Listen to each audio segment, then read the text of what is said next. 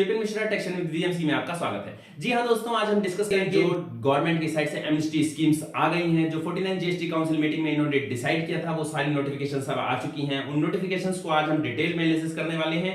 आपको ये video and तक देखना है, सारी नोटिफिकेशन, ताकि आप समझ सके और उसी के अकॉर्डिंगली आप अपना काम कर सके। तो आज हम डिटेल में एनालिसिस करेंगे। अगर आपने अभी तक भी हमारे चैनल को सब्सक्राइब नहीं किया है तो सब्सक्राइब कर दें एंड बेल आइकन दबाना ना भूलें, ताकि वीडियो का अपडेट आपको आता रहे। तो आइए जानते हैं सबसे पहली नोटिफिकेशन जो गवर्नमेंट ने इशू करी है, वो नोटिफिकेशन नंबर 02/2023 जो है जीएसटीआर 4 के रिगार्डिंग। जीएसटीआर 4 है, यानी कि कंपोजिट सप्लायर के लिए जो रिटर्न ये भरनी थी। बहुत सारे पर्संस ने ये रिटर्न्स नहीं भरी। ये पहले क्वार्टरली होती थी एंड देन फिर ये ईयरली हो गई। 17 to 19 तो ये क्वार्टरली चली एंड उसके बाद ये ईयरली हो गई। तो उसकी लेट फीस का वेवर इन्होंने दिया है। लेट फीस के वेवर को इन्होंने 2 पार्ट्स में डिवाइड किया है। सबसे पहला पार्ट है कि अगर आपका टैक्स बनता है तो 250 rupees CGST and 250 rupees SGST, यानी कि मैक्सिमम 500 की कैपिंग इन्होंने लगा दी है इसके अंदर। तो आपको 500 रुपीज की पेनल्टी देनी है और आप अपनी जीएसटीआर 4 फाइल कर सकते हैं। और अगर निल की आपकी जीएसटीआर 4 है तो उसके लिए सारी पेनल्टी वेव कर दी है, यानी आपको निल भर के आप उसको रिटर्न को फाइल कर सकते हैं। यानी कि अगर आपकी भी जीएसटीआर 4 रह गई है तो आप अपनी जीएसटीआर 4 पहले से लेकर अभी तक की सारी फाइल कर सकते हैं। और बहुत सारा वेवर कर दिया है, लेकिन ये वेवर सिर्फ उन्हीं के लिए है जो 30 जून 2023 तक अपनी रिटर्न को भर लेंगे। यानी कि अगर आपकी जीएसटीआर 4 रह गई थी तो 30 जून 2023 से पहले नोटिफिकेशन नंबर 02/2023 का रेफरेंस लेके आप अपनी जीएसटीआर 4 भर सकते हैं। तो सबसे पहला नोटिफिकेशन तो ये था। एंड देन सेकंड नोटिफिकेशन की अगर हम बात करें तो वो है नोटिफिकेशन नंबर 03/2023। ये सबसे नोटिफिकेशन वो वाला नोटिफिकेशन है जिसका इंतजार सारे बहुत बेसब्री से कर रहे थे, क्योंकि ये है regarding to revocation of application. अगर आपने जीएसटी नंबर लिया था और वो किसी भी रीजन से बंद हो गया था, आप उसको नहीं चालू करा पा रहे थे, या आपका टाइम लिमिट चला गया था, जीएसटी नंबर चालू कराने का, रिवोक करने की एप्लीकेशन भी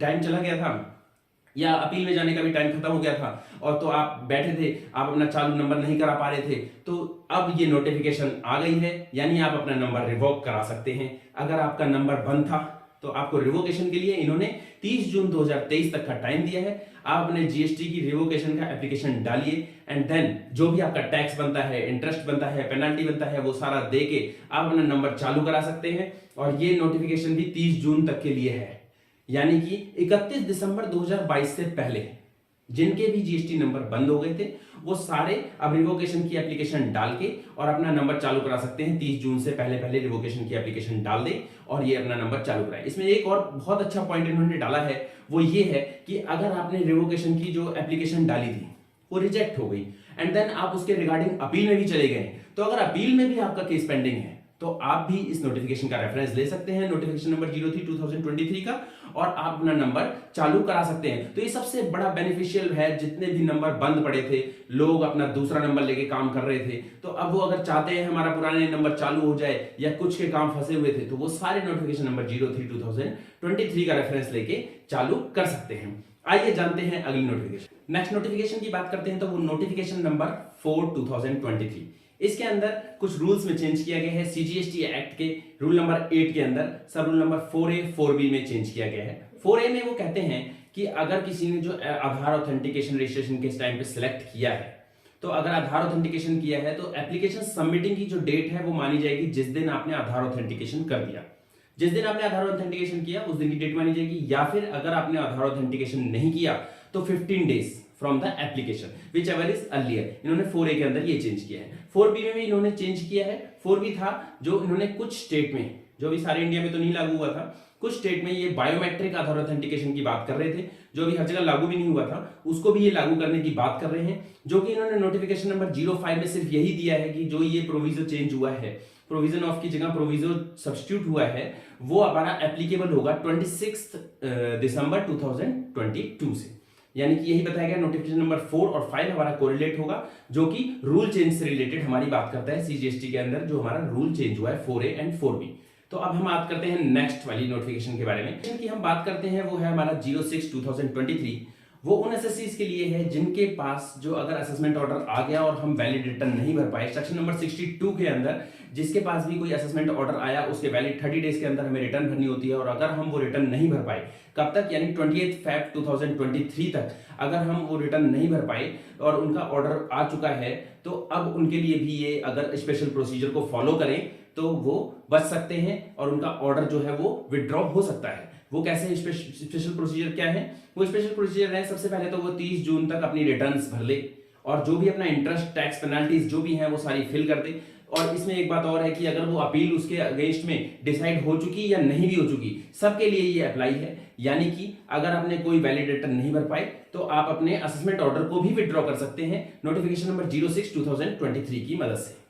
आइए जाने नेक्स्ट नोटिफिकेशन है नोटिफिकेशन नंबर 07/2023 जो कि बताता है हमें जीएसटीआर 9 की पेनल्टीज के वेव ऑफ के बारे में। तो इन्होंने नोटिफिकेशन में सबसे पहले लिख दिया कि ये जो हम वेव ऑफ कर रहे हैं या पेनल्टी कम कर रहे हैं, ये सिर्फ ऑनवर्ड्स अप्लाई होगी फाइनेंशियल ईयर 22-23 ऑनवर्ड्स, यानी कि 22-23 और उसके बाद लगेगी, उससे पहले वाले में ये पेनल्टीज हमने कम नहीं करी हैं। तो आइए जानते हैं क्या है वो पेनल्टीज। तो अगर आपकी टर्नओवर अप टू 5 करोड़ है तो आपको जो पेनल्टीज देनी है वो है अपनी पर डे की 50 रुपीज और 0.4% ऑफ द टर्नओवर। और अगर आपकी टर्नओवर जो है 5 करोड़ से 20 करोड़ के बीच में आती है तो आपको 100 रुपीज पर डे और 0.4% ऑफ द टर्नओवर।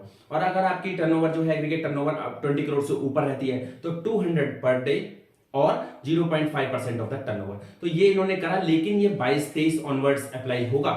लेकिन इन्होंने इस नोटिफिकेशन में एक और बात कही, उन्होंने कहा अगर किसी की रिटर्न रह गई है 9 जो कि 17, 18, 18, 19, 20, 21, तो वो भी रिटर्न अपनी भर सकता है और उनके लिए जो कैपिंग कर दी वो 10,000 की कर दी, यानी 10,000 तक मैक्सिमम आपकी पेनल्टी लगेगी और आप अपनी पुरानी जीएसटीआर 9 भी फाइल कर सकते हैं। तो ये नोटिफिकेशन नंबर 07/2023 में बताया। नेक्स्ट नोटिफिकेशन की अगर हम बात करें तो वो है नोटिफिकेशन नंबर 08/2023। इस नोटिफिकेशन के अंदर उन्होंने जीएसटीआर 10 के लिए बेनिफिट दिया। जीएसटीआर 10 जो होती है वो है फाइनल रिटर्न। अगर हमने कोई जीएसटी नंबर बंद कर दिया देन हमें एक जीएसटीआर 10 भरनी होती है जो कि फाइनल रिटर्न होती है। और बहुत सारे पर्संस ने ये जीएसटीआर 10 या तो स्किप हो गई माइंड से या भर नहीं पाए, उनके लिए ये स्कीम आई है। तो यानी कि उनके लिए भी बहुत अच्छा है। नहीं तो अगर वैसे पेनल्टीज कैलकुलेट की जाती तो बहुत सारी पेनल्टी हो जाती। लेकिन जीएसटीआर 10 अगर किसी की रह गई, यानी आपने अपना नंबर बंद कर दिया लेकिन फाइनल रिटर्न नहीं भरी, तो अब पेनल्टी वैसे कैलकुलेट करता तो बहुत सारी निकलती। लेकिन इस स्कीम के थ्रू उन्होंने मैक्सिमम कैपिंग कर दी 1000, यानी 500 सीजीएसटी, 500 एसजीएसटी, यानी आपको मैक्सिमम 1000 देना है और आप अपनी जीएसटीआर 10 भर सकते हैं, जो कि आप 1 अप्रैल 2023 से 30 जून 2023 के बीच में भर सकते हैं। तो अगर आपकी जीएसटीआर 10 रह गई है तो आप भी 30 जून 2023 से पहले भर लें। चलते हैं दूसरे नोटिफिकेशन नंबर 09/2023, जिसके अंदर सेक्शन नंबर 73 में जो ऑर्डर्स इशू करता है गवर्नमेंट डिपार्टमेंट, उसकी टाइम लिमिट को बढ़ा दिया गया है। यानी कि 17-18 के जो ऑर्डर्स हैं ये आपको 31 दिसंबर 2023 तक आ सकते हैं। अगर 18-19 की बात की जाए तो उसकी डेट को बढ़ा के इन्होंने 31 मार्च 2024 कर दिया है। और उसके बाद अगर 19-20 की बात करी जाए तो उसकी डेट को 30 जून 2024 कर दिया है। यानी जो ये नोटिस इसमें इशू करे जाते हैं सेक्शन के अंदर, वो होते हैं या तो कोई शॉर्ट टैक्स पेड किया है या फिर इनपुट रॉन्गली अवेल किया है, उन सब के नोटिस यानी कि इस टाइम के अकॉर्डिंगली आपको आ सकते हैं। इस टाइम लिमिट को बढ़ाया गया है इस नोटिफिकेशन के अंदर। तो ये सारे नोटिफिकेशंस हमने आपसे डिस्कस कर लिए, बहुत डिटेल में हमने एनालिसिस किया और चेक किया कि सारे नोटिफिकेशंस में क्या क्या बेनिफिट दिए गए हैं। आप उसके अकॉर्डिंगली उसको यूज कर सकते हैं।